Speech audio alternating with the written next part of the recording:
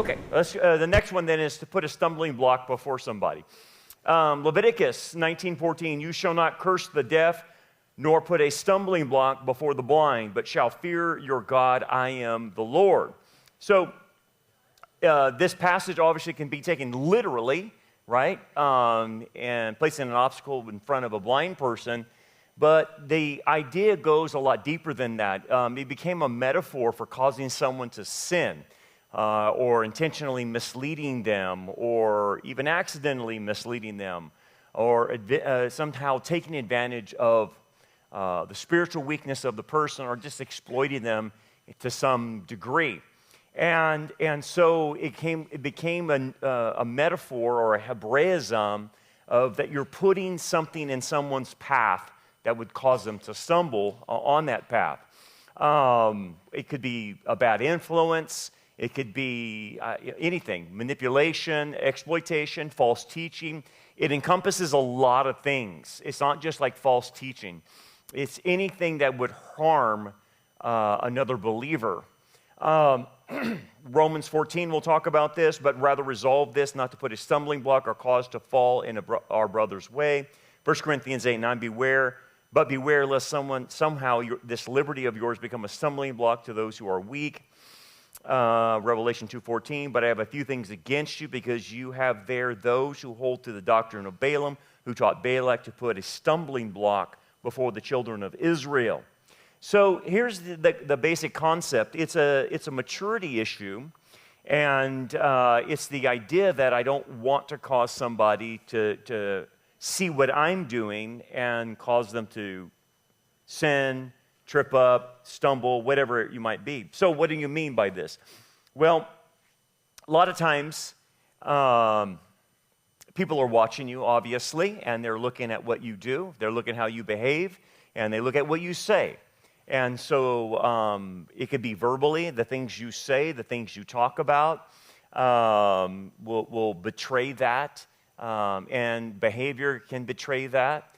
And like Paul will say, he goes, as you grow older in the Lord, you start realizing that you have certain liberties that you can do, and certain things in gray areas that allow you to do it, and it doesn't seem to be a problem for you. And again, we're talking about gray areas, and gray areas are preferences typically.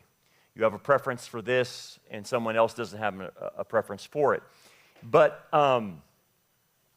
what Paul was trying to get at is, if you make your preference a showcase of your liberty, then you're going to harm other people who don't have that liberty necessarily.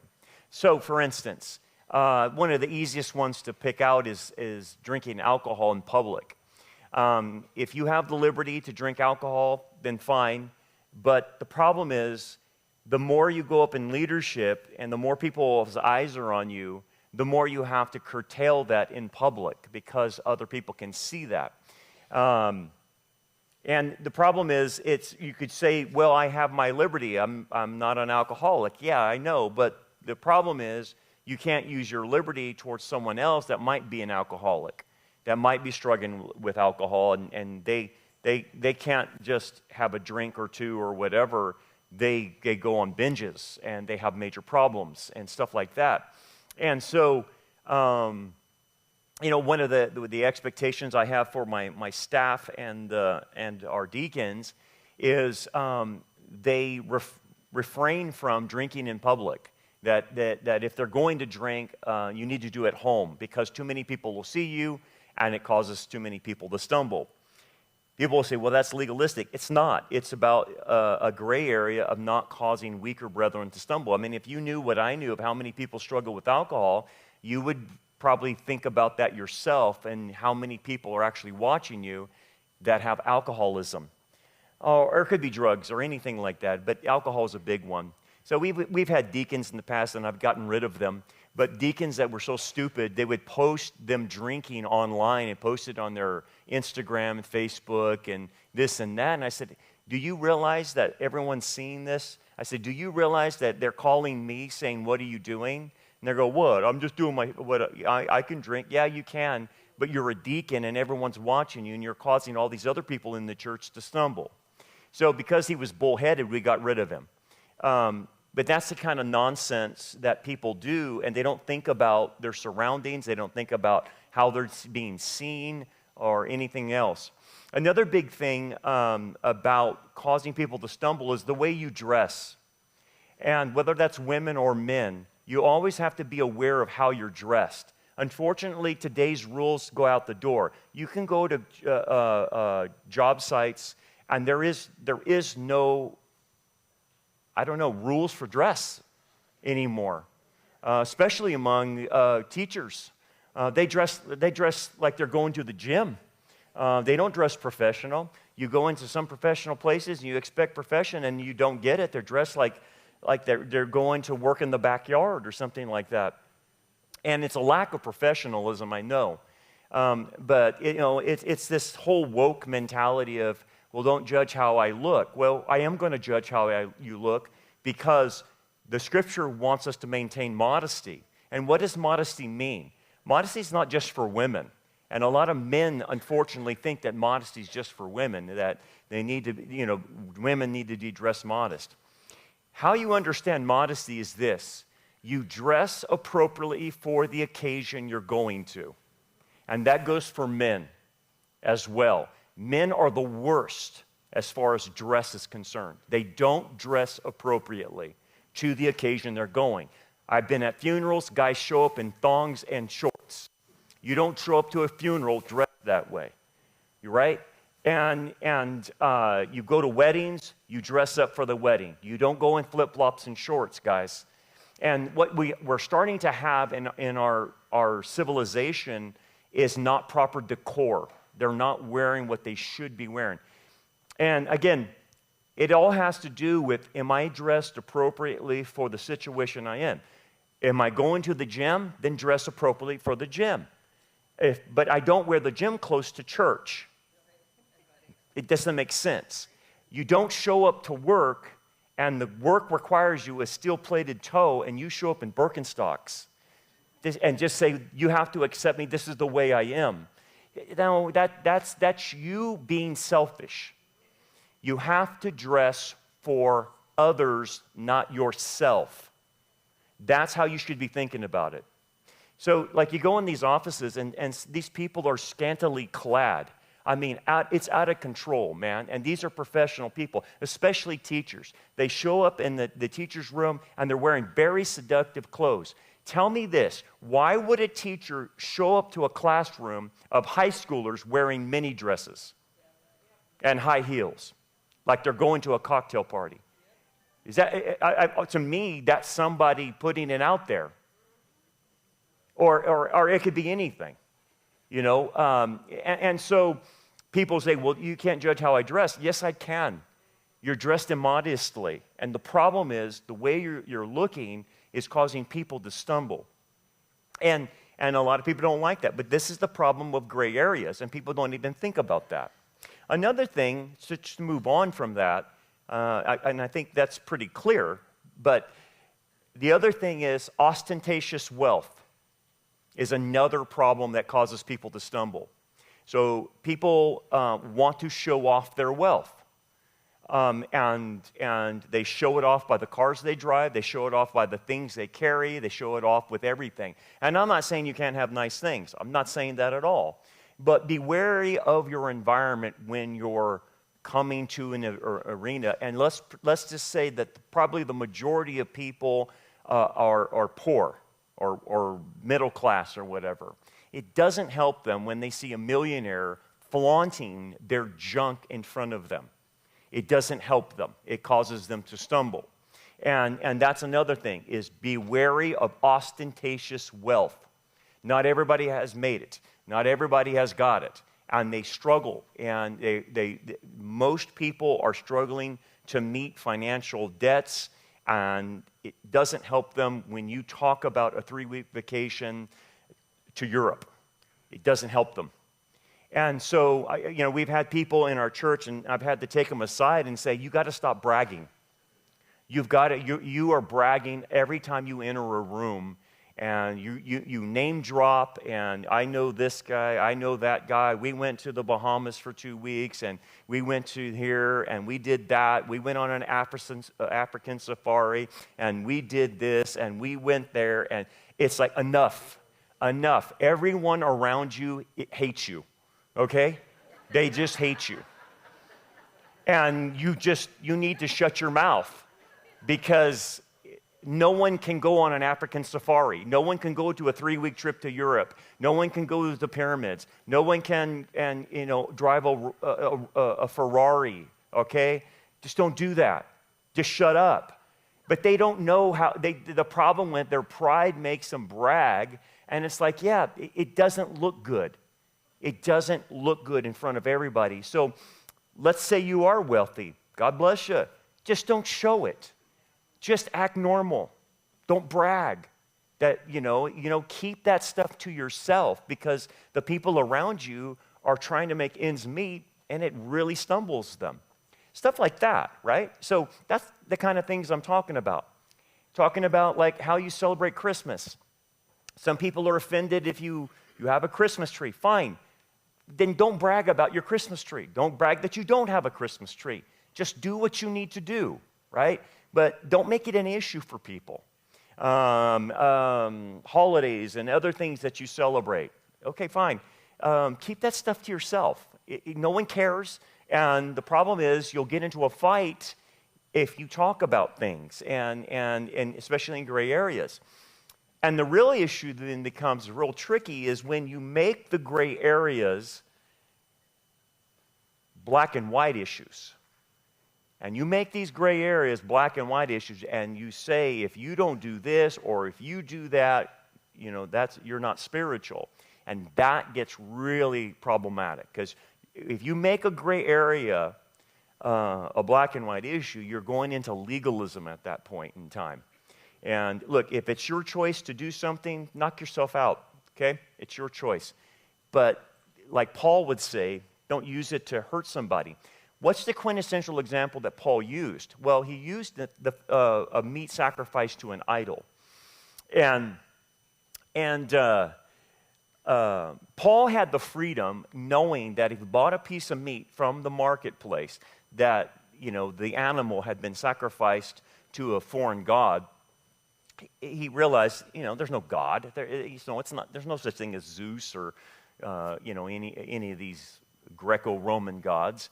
And so he had the freedom to say, well, I'll just buy a piece of meat and I'll eat it. No big deal. The problem is, what happened is Paul was doing that, and the Corinth church, who was really immature, really immature, carnal, really bad, they had a problem with it. Now, that's the funny thing. The Corinth church strained at gnats and swallowed camels. They didn't have a problem with some dude shacking up with his mother-in-law or a stepmother, but then they had a real problem with Paul eating food sacrificed to idols. That's classic legalist, classic. What do you want to talk? Immaturity. So Paul said, fine. If that offends you, that I'm eating meat sacrificed to an idol offends you, I just won't do it. I won't exercise my liberty, and I won't do it. And that satisfied them. And then he goes into, I'm not going to cause anybody to stumble. That's a very grave thing. And so that's the quintessential example he uses. So now then you have to apply that in gray areas and understand where your liberties are, what your weaknesses are, and you're always cognizant of how people are perceiving you, what they're seeing, what you're doing, what you're saying. And a lot of things, this is the weird thing. People betray themselves on social media. They're really not thinking on social media. They post things, they repost things, they resend things, and the stuff is like clearly anti-Christian, clearly off the mark. Clearly, you shouldn't be posting this or reposting it or sending it to anybody. But it's almost like the person has like this dichotomy in their life. Well, I'm a Christian in my personal life, but whatever I put on Facebook or whatever I put on Instagram, it doesn't make a hill of beans. I'll put on the most vilest stuff on our social media and not think twice about it. And then people will call me or call the associates and say, hey, do you know what they're posting right now? Have you seen what they're putting on? And it's like, and the person's like, we have to call them out and say, hey, man, do you understand? What are you doing putting that? And they're like, what? What was wrong with it? I go, if I have to tell you what's wrong with it, that's even a bigger problem. And that ends up happening. And then, it's not like this is the everyday person. This is somebody that's a volunteer somewhere. And I said, hey, man, you can't be a leader in this ministry and be posting that kind of vile stuff, man. What are you thinking? And they're like totally clueless. And it's just like, wow, I can't even believe I'm having this conversation. But anyway, that's what I'm talking about. Be wary of what you're posting on your social media. Now, if you're in leadership, let me tell you how this works. When you're in leadership, you're more mature, which means you have more freedom, but you have less rights the more you go up in leadership in Christianity. Like Paul, he's not going to eat sacrifice to an idol. And that's the same thing. And you become a Sunday school teacher, you become a deacon, you start serving somewhere that's very visible. You get on this stage and you sing or whatever. Dude, if all eyes are on you, you're in the fishbowl. No doubt about it, man. And I know what it's been like to live in a fishbowl. It's very difficult because you have. One time the guy told me, he goes, Brandon, you will have to be the pastor 24/7. You will never be able to take that hat off all of your life. And I said, that's fine, I get it. But again, going back to leadership, the higher you rise up, the less rights you have, and the more eyes are on you, watching you. And you don't realize it, but they are. And they're watching what you do, what you say, what you wear, how you think, everything, what you do for fun, all that stuff. Everything's in a fishbowl.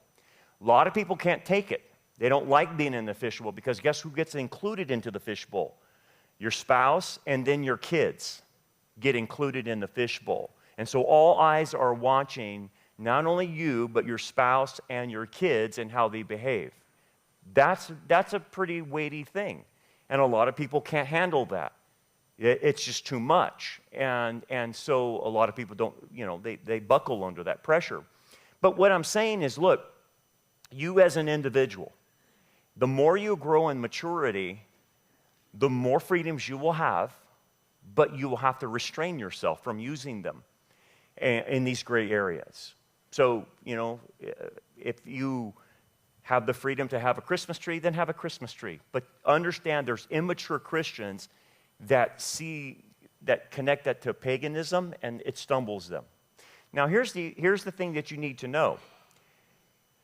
The less mature you are, the more restricted you are as far as yourself in gray areas. The more mature you are, the more freedom you have in gray areas. So when you're dealing with somebody that's immature, like they'll have a lot of rules for themselves and others that restrict them from doing hardly anything, okay? So they won't celebrate Christmas. They won't celebrate Easter. They won't, do those kinds of things. You're like, what is that? I said, that's immaturity. That's what that is. Because if you have freedom, then you would say, well, you can have a tree or not have a tree. Celebrate Christmas or not have. Well, that's not the right date. Yeah, I know. We all know that. We all know it's not December 25th. We all know that. Well, that was Saturnalia. Yeah, we know that. But you understand the intent behind it is the church was taking over these pagan holidays, and that's why they did that. I get it. I know. I know Easter is not connected to Passover like it should. I know. The church divorced itself from the Jewish roots. I know. I know the 40 days of Lent is the worship of Tammuz. I know. But if that bothers you, then just don't do it. But you can't put that on others. So what I'm trying to say is, if you notice in your life you have all these restrictions, like in the old days, the fundamentalist says you can't go to the movies, can't go to rated R movies, you can't do this, you can't dance, you can't Women have to wear they can't wear pants. They have to only wear skirts. Men can only have comb overs if it's an inch above their ear, and they can't wear toupees. Yeah, I know. It's crazy. I know. There used to be a thing called hairology in fundamentalism. And it's just so stupid, man, and it was called hairology in fundamentalism, and they went through how a man can wear his hair with a comb over. So stupid, absolutely stupid. But that's the lengths the fundamentalists went to in creating legalism. Can't dance, can't do this, can't do that. It got really bad. And then you had prohibition in the early Americana, and that was all coming from fundamentalists and stuff like that, and got their way. But look what that led to. People still did it. It didn't stop it. So anyway, you can just go down the line on any gray area, and you have to think about it. Can I do this? Is this edifying? Paul will say things like, everything is lawful for me, and he's talking about gray areas. Everything is lawful for me, but he'll then qualify and says, but not everything is beneficial. So he's saying, look, there's some things I'm saying no to because I just don't get any spiritual edification out of that. Whatever was on his mind, I don't know. And he just said no to it. It wasn't being edified. Maybe for you, you can't. I know a lot of people that have been in the occult, and a lot of people will say they can't watch scary movies. That's fine. I get it, and they're freaked out about it because they were in the occult, in Satanism and witchcraft and stuff, and those movies really freaked them out. I get it. Okay, so that's going back on their background, and that's fine. But you can't say, and nobody should watch scary movies. Okay, you can't do that. That's something for you. If that bothers you, then okay, you refrain from doing that.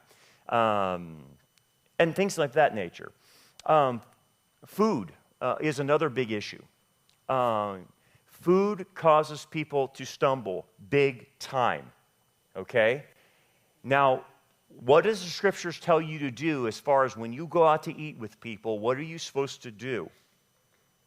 It says you're supposed to put a knife to your neck, which is a Hebraism, which means you go in there and you leave some food on the plate when you're gone. Don't start scarfing down everything and going at it like a glutton. The idea of having a knife to your neck is you're restricting how much you eat, and if you're still hungry, then when you go home and go eat then. But you don't pig out at somebody's house. You don't pig out at a restaurant. You don't do that. And plus, especially like in the Jewish home, you were going to somebody's home. And so, if you say, is there more? I want more. It's like, whoa, no, we don't do that. We don't do that. And so, a thing to think about when you're out eating with other people. Now, if you're by yourself, then eat all you want. I don't care. No one cares. But with other people that might be treating you, cooking a meal for you, you're providing for you, giving you hospitality, that's when you restrain yourself. Now, some of us have dietary restrictions and stuff like that. Like I have celiac, so I can't eat gluten. But if I go back to custom and you have no dietary restrictions, you must taste everything, but you don't have to eat everything. Okay, so if you went to a Middle Eastern home and they served you, you need to taste everything. The dessert, this, that, everything, because it's rude if you don't.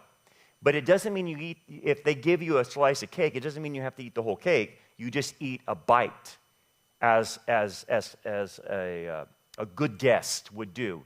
You try out what they all offer you. But the way you leave the table is you leave some food left on your plate. That's how you do decor. That's how you do Middle Eastern hospitality. If someone's serving you, you leave there. You don't scarf and lick the plate like that, okay? Now, you have to tell your teenagers that, but there's a whole Middle Eastern way of handling food too. I know it's a whole big thing because let's talk about food in the sense of, let's say we're in the first century with Jesus. So in the first century, you got invited to dine with somebody. You actually went into their house, okay? So you didn't have restaurants or anything like that. And they would treat you with the highest respect. They would give you the best food that they had available to, that they could afford. And it was really a big deal to be treated that way. They washed your feet and the whole thing. But what was the point? The point is not necessarily the food. The point of eating a meal with somebody was for the fellowship. It was for the discussion. It was for being together with somebody, not having like the best food or this and that. The food wasn't necessarily the intent. Even though it was to be the best, that necessarily wasn't the issue. It was the company that you were keeping. This is why Jesus says, "Behold, I stand at the door and knock. If anyone hears me and opens a door, I will come into him and dine with him and he with me." That's not a salvation. That's a call to fellowship. I want to fellowship with you by dining with you. So this is how we would communicate and talk with one another. So that's another area that you have to be cognizant of. Again, just think about this. If someone's taking you out and you know their socioeconomic status, do not start ordering steak and lobster, right? If you know their socioeconomic status and they're treating you, you order, the ham and cheese sandwich, okay? Don't go for the steak and lobster. That's not fair. So you have to be cognizant of the person because people will just, okay, steak and lobster, let's go, man. It's on you. I'm ordering everything on the menu. It's like, oh no, don't do that. You would be amazed of how crazy food makes people. It makes them crazy, especially if they get a free meal. They go nuts. It's like they've never eaten before, and it's like, are you kidding me? What is wrong with you? But anyway, the proverb is put a knife to your throat so you don't cause people to stumble. Okay, so we're talking about, gray areas. So you have holidays, you have the way you present yourself, right? The way you present yourself, you have the things you say. So one of the things that Scripture will talk about is to refrain from coarse talking, okay? Now, no one cares what you're saying to yourself in your own home or in your garage or whatever. But you get out in public and you start telling dirty jokes and you're really risque and talking like crazy. Hey man, you're going to cause people to stumble. That's immediately what they're going to pay attention to. Is how is this person talking? What do they involve themselves in? You may not be the author of what's being said, but if you're starting to hear really bad talk and language and these guys are really getting out of control, remove yourself. Remove it because people are watching how you respond to the fraternity language, okay? And they want to know, is this guy different? Now, you don't have to make a scene or anything. Just slide away and not be a part of it because everybody's watching you if you will take part in the coarse gesturing. That's what Paul is referring to. He's saying, don't get involved in things like that because it does hurt your witness. So, it's the things you say, things you do, things you wear. I think that pretty much covers everything. But, if you have any questions, we can talk later. But that's the idea. Is I'm on the lookout to not cause people to stumble because of what I'm doing. And so it's a big deal. It's a big deal. That's why public sin is treated so harshly in the church. That's why, there's church discipline. I've talked to you guys about church discipline because public sin It's just it causes unbelievers to stumble, big time. Now if I want to, now I'm going to dig a little bit deeper. So those are the gray areas. But what do you think the number one reason why unbelievers stumble with Christians? What do you think the number one reason is? The number one reason that people become atheists, people become agnostics, people go crazy is because they see hypocrisy in people, in Christians. And this is true. There is hypocrisy. No doubt about that. There is hypocrisy in Christianity. Yeah, and I totally expect that, because if a good segment of Christendom is not even real, they're the tares among the wheat, of course you're going to see hypocrisy. Absolutely. So when someone tells me that, I said, you're totally right. But understand, a category of them are not even real. And then the other category are immature, so they don't know any better. Another category are worldly, so they're blinded to that. Another category are carnal, which means they're ruled by their sin nature. And then the other category are mature. I said, so yeah, I totally understand. If you get any slice out of one of those categories except for the fully mature one, yeah, you're probably going to see hypocrisy. No doubt about that. And I have no problem explaining that to people. But that's what happens, is hypocrisy, just even religious hypocrisy. So Marx, he responded with Marxism because of his dad's religious hypocrisy. He saw his dad, I think, because Marx was Jewish, he saw his dad, I can't remember what denomination, they were Jewish, and I don't know if they were going Presbyterian or Lutheran, I can't remember what denomination they were. And he was like, Dad, I thought we're Jewish, and what are we going over here to become Christians over here? And he says, it's good for business. That was it. That was it. Good for business, huh? And of course, Marx developed Marxism, but he saw the hypocrisy with his father. And look, there's a lot of that, no doubt about that. And a lot of us even have to overcome that in our own lives. And we understand when we're trying to talk to people, look, don't look at the people, look at the one we should follow, which is Christ, because he never was a hypocrite and was totally sinless. But that is what causes a lot of people to stumble in their lives. They just don't see a consistency, in their life. And again, what are people really looking for? They're not looking for perfection, if they're going to be honest. It's not perfect. It's consistency.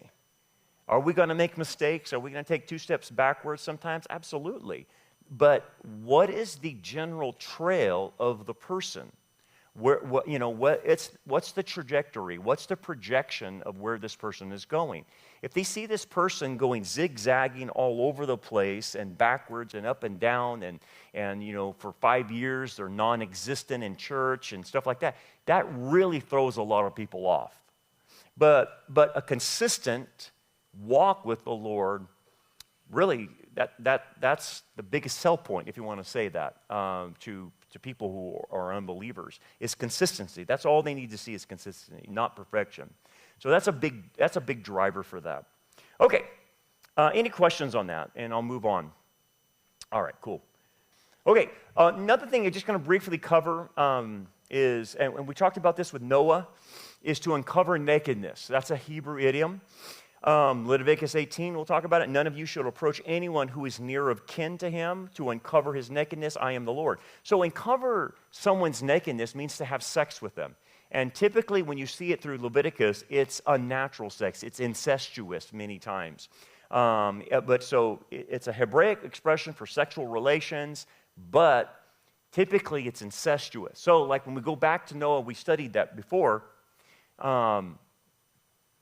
They uncovered the nakedness of Noah, which means that the boy had sex with the mom. That's what that meant based on this idiom being found in Leviticus. It literally means to make the naked visible, is what it means literally. But again, it's to have sexual relations, and those sexual relations are typically incestuous. So here's another one, Leviticus 18, the nakedness of your father or the nakedness of your mother you shall not uncover. Again, that is incestuous. She is your mother, you shall not uncover. So basically it's saying you can't have sex with your mom. That's what God's putting down. And this is where the law is coming in for the first time in human history of forbidding incest with close family members. You shall not uncover her nakedness, the nakedness of your father's wife you shall not uncover. It is your father's nakedness. Leviticus, the man who lies with his father's wife has uncovered his father's nakedness. That's what the guy in Corinth was doing. And again, it's all prohibition against incest, adultery, and that. And so when you apply this to Noah and what happened with Ham, that's what happened. And then that's why he curses Ham's his grandson, the child, Canaan. And the Canaanites were cursed because of that, because that was an incestuous relationship. And basically what Ham was trying to do is steal the headship of the father. That's what they were doing, and that's how they thought in those times where they want federal headship, and the way they have federal headship is to be the breeder of the family, basically, and then to take over the matriarch. And that's what kings did. Kings did that. They would take over another king's harem, or and bring them in, and that's what Absalom did with David. He took David's harem and basically was exerting his authority over David's harem. So you had that going on all through the Bible times. Let's go. Did we do to bear iniquity? I think we did. No, maybe we didn't. Let's do bear iniquity. Leviticus, if a person sins in hearing the utterance of an oath and is a witness, he shall bear his guilt. Leviticus 10:17, why have you not eaten the sin offering in a holy place, since it is most holy, and God has given it to you to bear the guilt of the congregation? So the idea of bear iniquity, and you'll see this all through the Bible, and Jesus bore our iniquity, means to carry the responsibility and the consequences and the punishment for sin. That's a real easy one. But you'll see this all through the Old Testament, and obviously with Jesus, he bears our iniquity. You'll see other places of we bear each other's burdens, and that's another idea of taking on responsibility. Now, here's the question. This is, I think, an interesting thing that gets messed up a lot of times.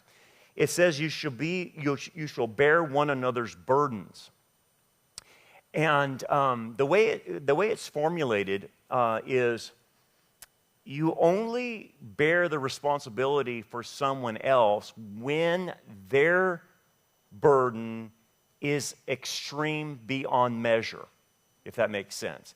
If everybody, the way Galatians is saying, is everybody has their own burden to bear every day. And so you get up, you put that burden on, and that's your burden, whether it's to go to work or do whatever you need to do, take care of kids, whatever, that's your burden. You do that every day. That's your normal course. No one should do that responsibility for you. That's yours. So if you have people coming in and bearing your burden, which is normal to you, you can pretty much guess that person is a codependent. Because what we're supposed to do is allow people to carry their own burden. When their burden becomes excessive and it's beyond what they normally can carry, that's when you run in to help. This is important because on two extremes, you will see parents raising kids not allowing the kid to carry the burden that he should carry, right? They do everything for the kid. And the kid's like 18 years old. And it's like, he does nothing. He does nothing. Mom's cleaning his room. He doesn't clean his room. You know, he's like a king on a throne or something like that, you know, and everyone serves him. He doesn't do anything. And a lot of parents are doing that to their kids. And so guess what? They go to these crazy colleges, and they come out, and then as far as a work ethic, they don't have a work ethic, man. Because they have never been shown how to bear their own responsibility. We're having a lot of kids, guys, that don't have any critical thinking whatsoever or problem-solving ability. Have you noticed that? Like, they can't figure themselves out of a box. And you're like, why? Well, because here, the normal responsibility that they would have been given, you have to figure things out. You have to come up with solutions. And the problem is, if mom and dad are coming to the rescue all the time, there's no creative thinking of trying to come up with your own solutions. Look, I lived in an era, and you probably lived in an era, where we left at 8 o'clock in the morning in summertime. We didn't come back till it went dark, right? And all day long, we were just playing, riding bikes, doing this. And I know it's different now, but I couldn't go to my mom and dad to figure out, what can I do right now? Can you set up a play date? I can't do anything right now. There's no play dates. Figure it out. Go find a friend. Go ride bikes. Go do whatever. We'll see you when the lights go down, when the outside lights come on, or whatever it is. And we as kids figured it out, right? We figured out games to play. We did this. We did that. We figured out. It was actually problem solving, right? Problem solving of our boredom, right? That's what we did. Well, let's go have a good time. Let's go do this. Let's go do that. We were just crazy. But here's what happens.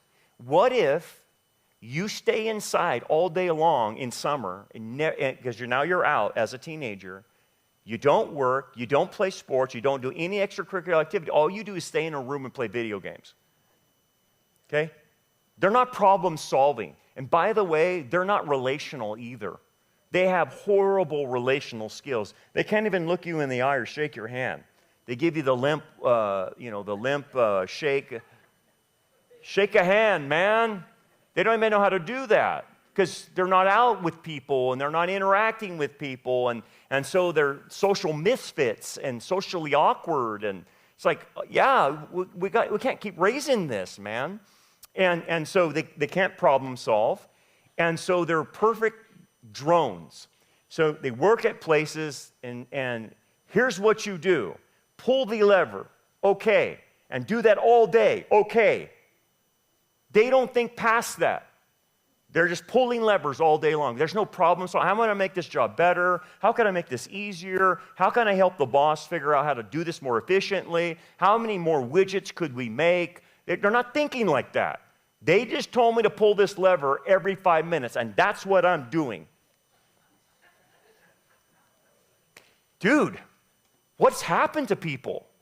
Right? I mean, so you put them in a job, hey, figure this out. They can't figure it out. I'll ask Siri. Maybe she'll figure it out for me. So we have a problem with parents not giving the proper burden to children. They should be carrying something every day. Okay?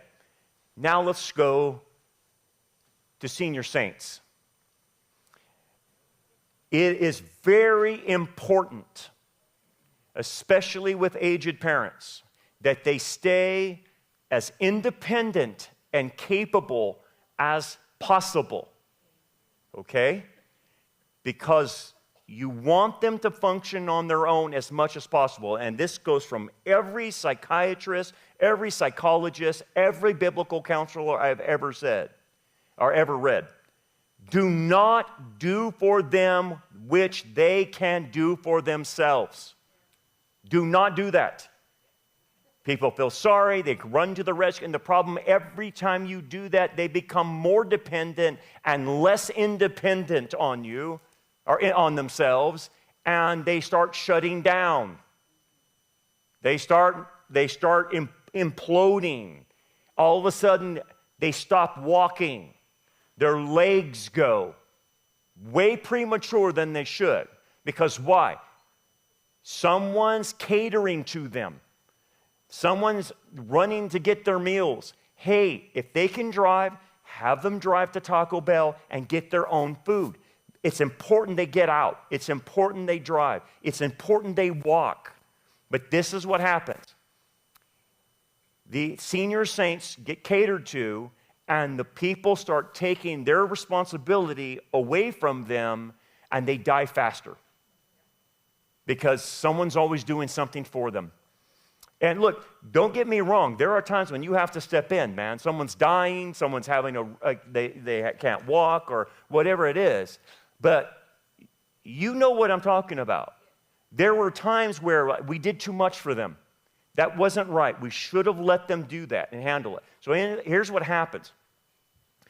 The psychology of this is when the person feels they don't have to do anything, they will surrender to life.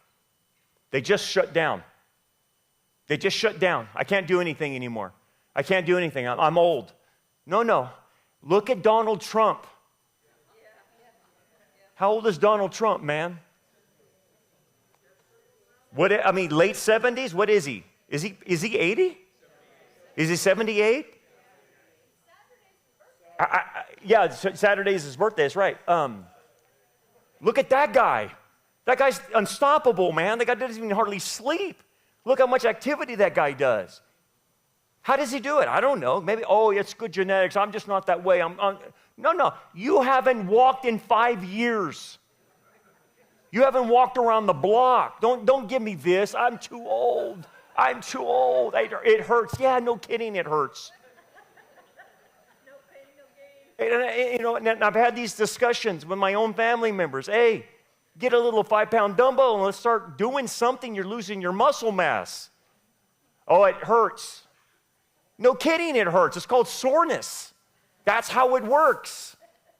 Hopefully you do it enough and you don't have the soreness. But what am I saying? The problem is we make the mistakes on both aspects. We make the mistake with kids, we carry too much burden for them, and we start carrying too much burden for the elderly. And what ends up happening, it hurts them and it hurts the kids because it shuts them down quicker. So, I don't know what your plans are for your parents, but if you want to kill them fast, do everything for them. Just say, we'll spoon feed you. Just lay there. Don't ever move. And we'll stick an IV to your arm, and we'll just feed you intravenously, and you sit there and watch the Golden Girls all day long. That's what happens. I'm just telling you. Everybody's got to carry a burden every day. It's very important. Even for yourself, no matter what age, I got to get up. What do I got to do today? I got to do this, I got to do that, I got to run to the store, good, do it. Good, that's good. You're staying involved. Go out to lunch, go to church, go to Bible study, get out of the house. Otherwise, you're going to start caving in. Okay? All right. Obviously, with Messiah, talking about bearing, he shall bear their iniquities. Obviously, Messiah, did not commit sin, but he carried ours. And so what you have, the central theme of bearing iniquity is the substitutionary atonement, obviously, with the Messiah. And what is this? It shows you how God rectifies the sin problem. That he can't, because he's holy and he's just, he can't just say, well, boys will be boys and sweep it under the carpet and pretend it didn't happen, grade on a curve. There has to be a reckoning of punishment for the sin, which then brings justice to the situation. And so what God has set up is a substitutionary basis. Now, you all know that, but the reason for it is there is no other way to pay for this other than the person sitting in hell for the entire eternity. Because why? You say, I don't understand why one sin can send me to hell for all eternity. Well, it's because of who you're sinning against. You are sinning against a being who is eternal. And because he's an eternal being, it requires an eternal punishment on the individual. Hence, hell. Okay? And so, like I've told you, the necessary substitution can't just be an animal. The animals just covered it up. Yom Kippur covered the sin for 1 year. But someone had to come to where they can make the penalty payment that would pay back this eternal being with an eternal payment. And that's where you see the coalescing of the God-man, the Messiah, Jesus. And that's why, like I've always said, even on Sunday, you have to get the person of Jesus right, because if you don't, you'll mess up the work of Christ. What do you mean? Well, God as spirit, and he can't die. Okay, so how is God going to make atonement when it requires a substitutionary death? Well, he takes on an additional nature. He becomes a man. Okay, but he's not just a man. He's God in the flesh. So a man can die, but a man's death is not enough to pay an eternal debt. So Jesus can't be a man. I mean, just only a man. He has to have both natures, because as God he can't die, but as a man he can. But the death has to pay it back. Well, the only way the death can pay it back of a man is if the death is from an eternal being, and that's where his deity comes in. And so everything harmonizes with God's justice, with God's mercy, his love, but also paying himself back. And this is the uniqueness of Christianity. I want you to understand this. It's 1, 2, 3 for us. It's like the ABCs, and I know you know this. But when you go outside of Christianity, there is no ideology that accounts for this. In any false religion that's out there, they have no way of paying back their God. And if they have a way, that God is not eternal. And so they're paying their gods back by their works and stuff like that. And they don't understand the nature of sin, that it's an eternal crime. And so that's what makes Christianity unique. Pretty much when you go outside of Christianity, all the other false religions are the same. Work your way to pay back God. And they believe you really can. That's it. That's simple. That's New Age. That's Christian Science. That's Scientology. That's everything. Mormonism, Jehovah's Witnesses, Roman Catholicism. That's all it. Pay back God with your own works. That's all it is. So that's why substitutionary atonement is central. Now then the question is, if one person can do that, he only needs to do it one time. It only needs to be one time. And so that's common sense. But then tell me this, why at every Catholic Mass do they re-sacrifice Christ on their altar? Every time. When the writer of Hebrews says he was crucified once and for all, because he paid the eternal debt with an eternal life. So, you have all these things that once you get that right, then all the counterfeits don't even make sense anymore. So that's why it's really important to get that. Okay, we'll stop there. Any questions before we take a 5-minute break? Yes, go ahead. Get a mic.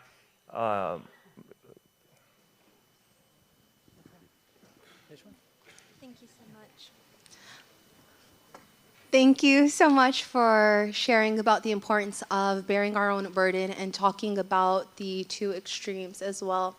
As you were speaking, I became curious your thoughts on, while it is important for us to bear our own burdens, at what point, because I do think, as you were mentioning, there is a right to take pride, dignity in our work ethic, right, in our identity in Christ, that sort of thing. But I think there's also something where, as people, we can be too prideful, or I can take this all on my own, or I can cast my burdens upon the Lord. And so how do we develop the discernment and the humility to be able to reach out to share those burdens? Because I do think that is something that many of us might struggle with. Yeah, so that's a big problem for a lot of people. And here's how it goes. People start spinning plates, man. And before you know it, they got 14 plates. Before you know it, they have 17 plates. And they are not humble enough to say to themselves, I can't do it all. And so they lack humility. It's an issue of pride. So here's the thing. In order for someone to reach out, they sometimes have to come to the end of themselves a lot of times. Unfortunately, it shouldn't be that way. But they have to come to the end of themselves. And what ends up happening is burnout. I start having medical problems, physical problems, or I start having psychological problems. Some people will go into depression because Or they start having massive anxiety. And you as a counselor would know, a lot of people have anxiety. Well, what's the basis of anxiety? The basis of anxiety is fear of the future, that I can't handle it all. So the more they put on their plate, the more anxiety feel they get, and they start having panic attacks or whatever.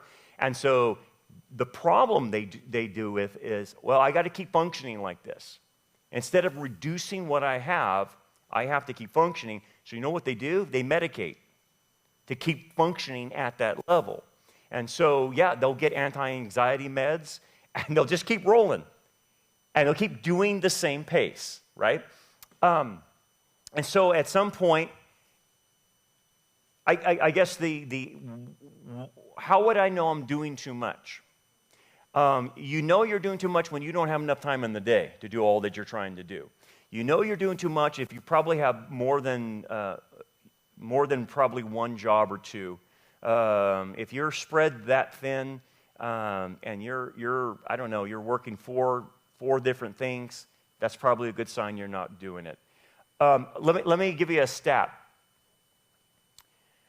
The average 1%er works, I think it's, I'm going to say it tomorrow night, they work 60 to 67 hours a week.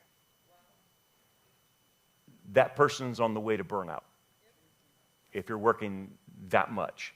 And look, a lot of people wear it as a badge of honor. Oh, I work so hard. Yeah, you're making some money, but you're going to die early because of that. We want to work hard, but, you know, your hours are a big deal. How many things you're involved in is a big deal. And so you would start having health problems. So my thing is, if you're seeing yourself and you say, I have a lot of anxiety, I have a lot of depression, I think I have too much on my plate, then that's when you need to reach out and say, I need help. Now, what's the help going to look like? If you're going to a doctor and all they're doing is putting you on anxiety meds, that's not going to solve the problem. That's temporary. That gets you through the season. You need to talk to somebody. You need to counsel with somebody. You need someone to get a third party and say, okay, let's look at what you're doing and let's reevaluate things. And that's the problem. And I've seen it too many times. People are not being honest with themselves. They're just not. And it's a principle of I can do it all. I can do it all. And unfortunately, here's another problem, and you would know this as a counselor. People's identity is wrapped up in this. Their identity is wrapped up in what they do, and they feel if they can't do it, they're a failure. They feel that they're not being able to measure up or do what other people are doing. And so the minute someone puts their identity in what they do, they're cooked because they got to keep the image up. And whether that's a doctor, lawyer, butcher, baker, candlestick maker, it's hard. So simple answer is honesty with themselves. And then I need to talk to a navigator. And a navigator is someone that knows how to guide the person through that. Because like I've said, I think I said this last week, if you go to your peers and they don't have knowledge of this, they're going to say, well, I'll just pray for you, and you'll get that support, and that's fine. And maybe they should say, yeah, you need to go talk to somebody that can help you. So that's my admonition. Don't try to handle this on your own. You've got to talk to a professional, whatever. But please, don't get me wrong. You might have to medicate, okay? You might have to medicate, especially if you're having panic attacks and anxiety disorders. You have to smooth that out. You have to get that figured out. But that's a season, okay? But long term, the way you cure anxiety is you have to think correctly. It really in cognitive research, which goes right along with the Bible, what you believe affects how you behave. What you believe affects your attitude. What you believe affects your emotions. And so long term, yeah, you can take a pill and you might need to take a pill.